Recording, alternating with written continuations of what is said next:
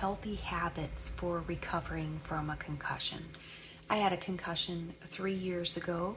I want to share some things that could help you. There are 4 parts to what I'm going to share with you, and the first is rest. If you just had a concussion, of course, you need to rest as much as you can and stay away from screens, especially probably music, audiobooks, books, things like that, anything that you're looking at. But if you have had a concussion quite a while ago, maybe you are to the point now where you have post-concussion syndrome, where it's an ongoing thing, or you've had another brain incident and you're still recovering, it's important to make sure that you get rest at night. Oftentimes we struggle with sleep issues after having a brain incident. Allow yourself extra sleep, because my doctor explained to me that after having a concussion that I can expect to need to sleep more than before the concussion, even for me 3 years out here. So whereas I used to need like 8 hours, some days I need 10 or 12 hours of sleep. And the doctor said to allow my brain to have that time when it needs it. During the day, if you discover that your symptoms cause your brain to get tired, allow yourself to take a nap. Or even if you don't take a nap, or if you're past the time where you need to take naps all the time, which I'm not. There are days I need naps and days I don't. But when my brain gets really tired, I allow myself to go lay down for a while. And another thing is to allow yourself brain breaks. And this is important no matter where you are in the process. This is important for healthy people too. As a teacher, I would talk about brain breaks with my kids. To allow your brain to have a break. Go outside for a walk. Or just do something that doesn't require a lot of thinking or screen time or anything like that. Another thing that you can do is in the rest department is to limit how much time you spend doing things that are mentally challenging for you. At first, I was very frustrated with how ridiculous just things that used to be commonplace and easy for me to do, like making phone calls for doctor's appointments or doing a budget, suddenly became things that caused anxiety for me and caused my brain to be really tired and overwhelmed. So if you discover you have things like that that make your brain work extra hard, and it might be a little different for all of us, but whatever those things are, set a timer for yourself. So if you notice that you can handle checking email for 10 minutes, then set your timer for 8 minutes if you notice you start getting a headache after 10. So the trick is to stop before you start having negative symptoms. It is okay to avoid things too.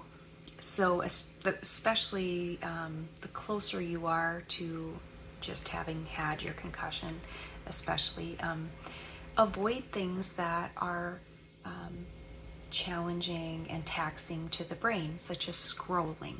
So I find that if I'm scrolling through an email or scrolling through apps or having to look something up online, that's really challenging for me. It's easy to avoid that when you have a friend that's with you. You can ask them if they could get directions up on their phone.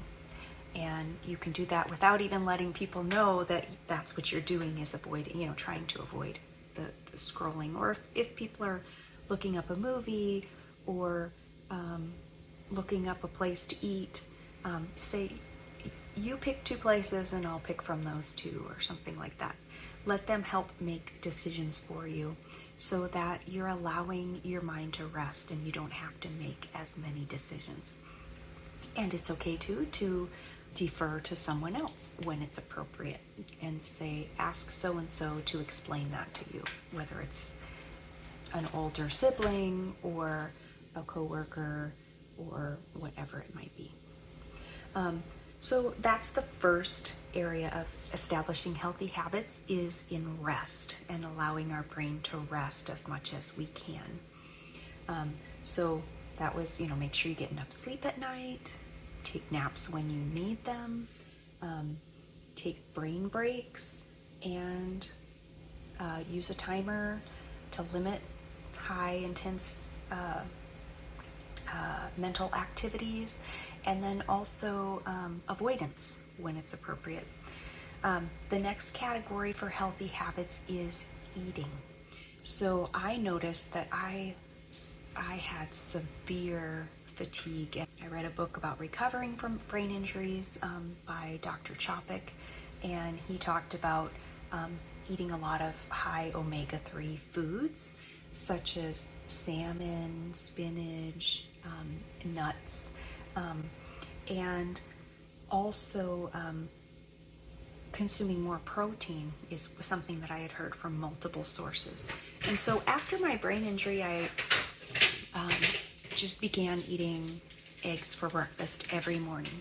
But what I didn't realize was 2 eggs was only 12 grams of protein, and I actually needed more. I started going to a nutritionist, and we discovered that when I could have 30 grams of protein every morning, I had more energy to start out the day, and I struggled with fatigue less. And so I just have a protein drink, and I put in a cup of berries, a handful of spinach, and collagen powder, and I have that every morning for breakfast. And I might have a different flavor of the protein drink, but it's just easy. It's one less thing to figure out, and then I notice I have more energy throughout the day. So you want to include whole foods as much as possible, and then avoid things that cause inflammation, like gluten and sugar. So I never noticed having problems with gluten before I fell, but after my fall, I noticed if I would have 2 pieces of pizza, I would get a migraine. Or if I would have 2 pieces of toast, or so I can get away with eating a little bit, and I can get away with eating sourdough because it's partly broken down, so that's something that has helped me. I noticed when I had a lot of sugar or a lot of a bread something, that I would get headaches. So that's something to avoid, anything that causes inflammation, and those cause inflammation for everyone in your body. So rest is important for healthy habits. Your eating is important, and then movement is important. And so movement helps calm your nervous system. And when you have a fall or a brain incident, whether it's a stroke or an accident, car accident, or concussion from sports injury, it can mess up all the systems in your body, because your brain is what regulates everything. And so it can cause anxiety and in a lot of people. And so to help calm the nervous system and to help regulate the brain, walking helps calm the nervous system. And it helps increase your energy. And then also you can do something called, they're like butterfly taps. And so you cross your arms over your body, and then you uncross your feet so that you're just sitting, and then you tap the opposite foot.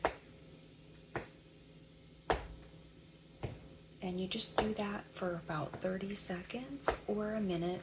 My doctor has me do it to a metronome, but I'm so used to doing it with the metronome that I know that this is the pace he always has me do it at. And it helps calm and regulate your nervous system. And so that is something else that is helpful.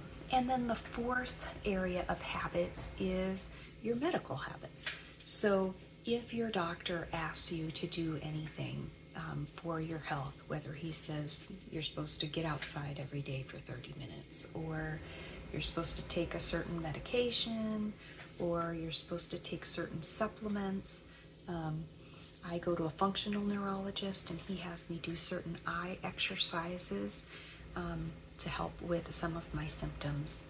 And he does tell me, when this certain symptom acts up, I want you to go lay down, or I want you to start, doing your my tapping butterflies. I hope that's helpful for you. If you have any other questions regarding concussions, or if you have any suggestions of things that you would be interested in learning about, let me know down below. And if any of this is helpful to you or someone else that you know, please pass it along. In America alone, between 2 and 6 million people per year that suffer concussions, and chances are very high that you know someone who could benefit from some of these suggestions.